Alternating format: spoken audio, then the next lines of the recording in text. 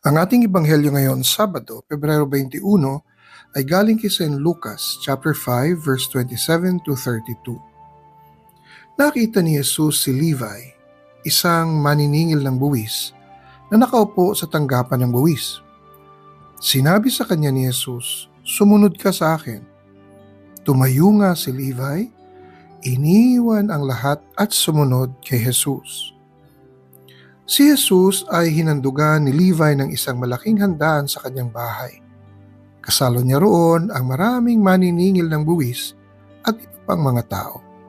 Kaya't nagbulong-bulungan ang mga Pariseo at ang mga kasamahan nilang tagapagturo ng kautusan. Sinabi nila sa mga alagad ni Jesus, "Bakit kayo kumakain at umiinom na kasalo ang mga maniningil ng buwis at ng mga makasalanan?" Sinagot sila ni Jesus, "Hindi nangangailangan ng manggagamot ang walang sakit, kundi ang may sakit. Hindi ako naparito upang tawagin ang mga matuwid, kundi ang mga makasalanan upang sila'y magsisi." Ang mabuting balita ng Panginoon. Ang ating faithful reflection ngayon ay galing kay Brother Ram Gonzalez ng Hand of the Sower Catholic Community. Nagpa-check up ka na ba? May mga tao talagang takot o umiiwas magpatingin sa doktor.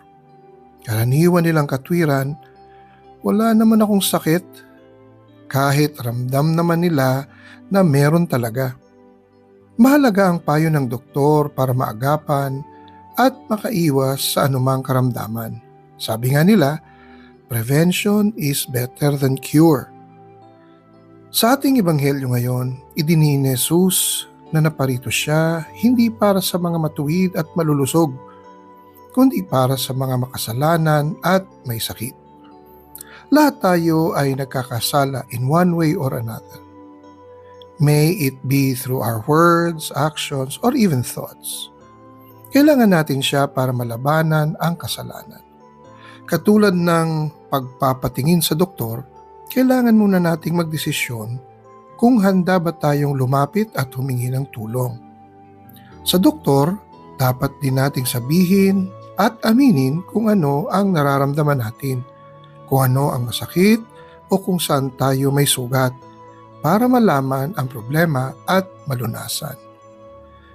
Si Jesus ang tunay na doktor ng ating buhay at kaluluwa.